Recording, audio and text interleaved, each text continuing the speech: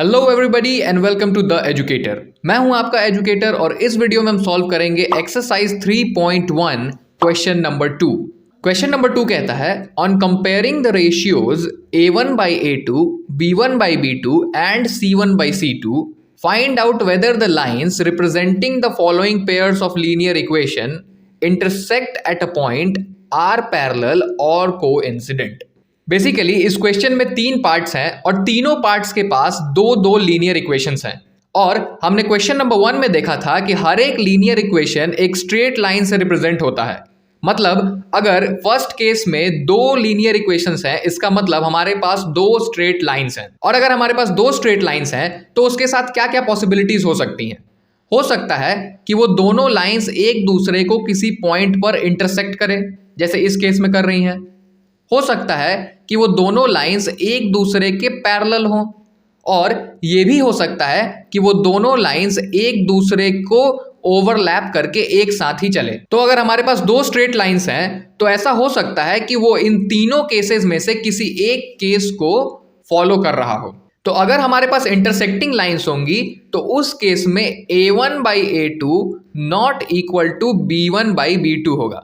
अब ये a1 a2 और b1 b2 क्या है? तो अगर ये इक्वेशन हमारा फर्स्ट इक्वेशन है तो इसमें x का जो कोफिशिएंट होगा वो होगा a1, y का जो कोफिशिएंट होगा वो होगा b1 और जो कांस्टेंट टर्म होगा वो होगा c1। सिमिलरली अगर ये इक्वेशन 2 है तो इसमें x का जो कोफिशिएंट होगा वो होगा a2, y का जो कोफिशिएंट होगा वो होगा b2 और जो कांस्टेंट टर्म होगा वो होगा c2। इतना क्लियर है? तो हमने ये देख लिया कि a1 b1 c1 और a2 b2 c2 क्या होता है, और हमने ये भी देख लिया कि अगर इंटरसेक्टिंग लाइंस होंगी तो उस केस में a1 by a2 not equal to b1 by b2 होता है। इसको कैसे करेंगे ये हम थोड़ी देर बाद समझेंगे। अब आते हैं हम पैरेलल लाइंस पे।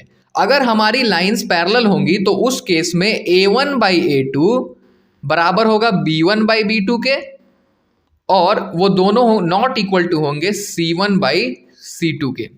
और उसी तरीके से अगर हमारे पास कोइंसिडेंट लाइंस होंगे तो उस केस में a1 by a2 is equal to b1 by b2 is equal to c1 by c2। इतना समझ गए? अगर इंटरसेक्टिंग लाइंस होंगे तो उस केस में a1 by a2 is not equal to b1 by b2। अगर पैरेलल लाइंस होंगे तो a1 by a2 is equal to b1 by b2 but it is not equal to c1 by c2। Coincident lines होंगे तो उस case में a1 by a2, b1 by b2 और c1 by c2 तीनों आपस में बराबर होंगे। अब हम सीखेंगे कि इसको एक्चुअली कैलकुलेट कैसे करते हैं। तो सबसे पहले हम निकालते हैं a1 by a2। तो हमने देखा था कि a1 क्या होगा, तो x का जो कोफिशिएंट होगा, मतलब इस केस में 5, वो होगा a1, ठीक है।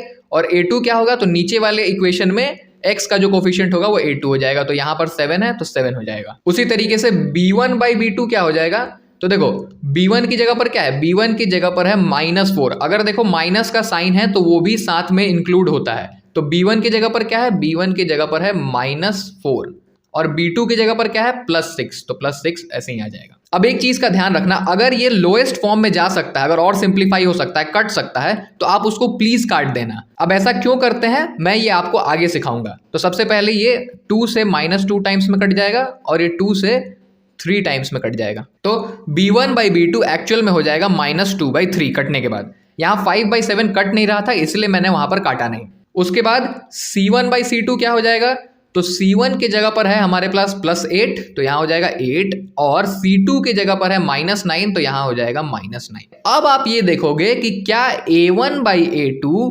b1 by b2 के बराबर है, तो बिल्कुल नहीं, क्योंकि a1 by a2 की जगह पर है 5/7 और b1 by b2 की जगह पर है -2/3। अब आप लिखोगे here a1 by a2 is not equal to b1 by b2। यहां पर a1 by a2 b1 by b2 के बराबर नहीं है। और जब ऐसा होता है तब लाइंस कैसी होती हैं, तब होती हैं लाइंस इंटरसेक्टिंग। तो हम लिख सकते हैं so the lines are intersecting.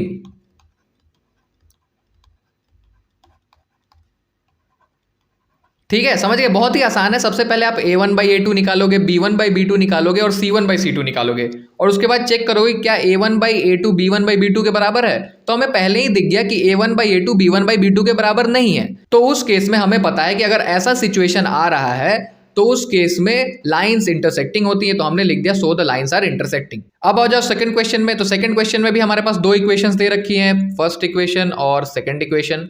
तो अब हम क्या करेंगे, अब हम कैलकुलेट करेंगे a1/a2।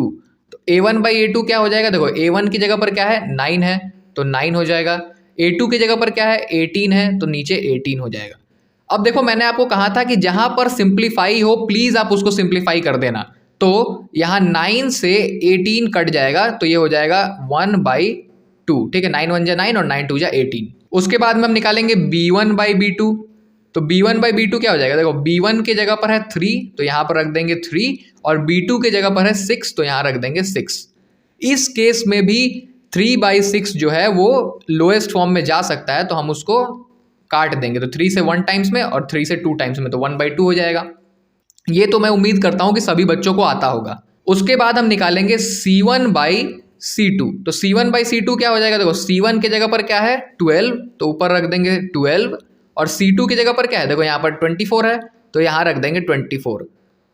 अब अगर आप ध्यान से देखोगे तो 12 से 24 भी कट जाएगा, तो 12 से 1 टाइम्स में और 12 से 2 टाइम में। अब यहाँ ध्यान से देखो a1/a2 भी 1/2 है, b1/b2 भी 1/2 है और c1/c2 भी 1/2 है। तो ये तीनों आपस में बराबर है।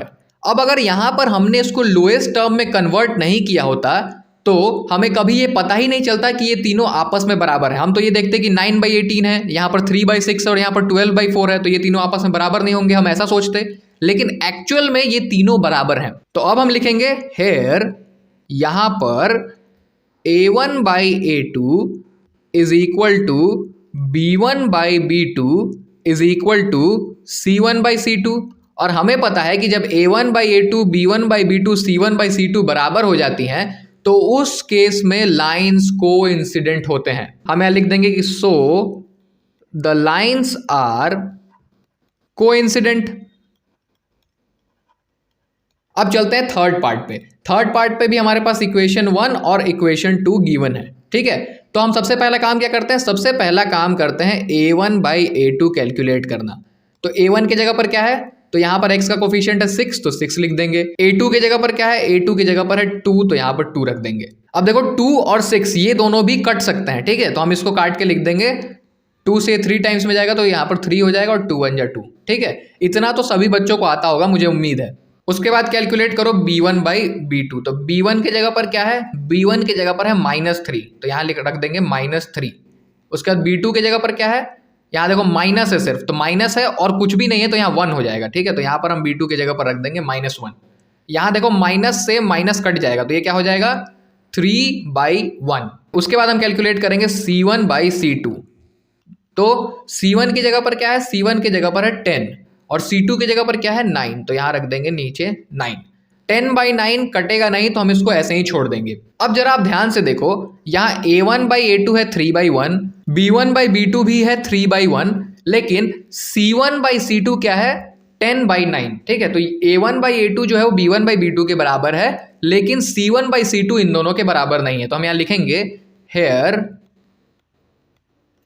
a1/a2 is equal to b1/b2 but not equal to c1/c2। मतलब a1/a2 b1/b2 बराबर हैं लेकिन c1/c2 इन दोनों के बराबर नहीं है। अगर ऐसा केस आता है तो उस केस में लाइंस पैरेलल होती हैं। तो हम यहां लिख सकते हैं कि so the lines are parallel. इसी के साथ हमारा ये क्वेश्चन कंप्लीट होता है। अगर आपको ये क्वेश्चन समझ में आया होगा तो प्लीज़ एक बार वीडियो को लाइक कर देना और चैनल को सब्सक्राइब कर देना ताकि आगे जो वीडियोस आएँ वो आपको मिलती रहें और अपना पढ़ाई ध्यान से करते रहो आप।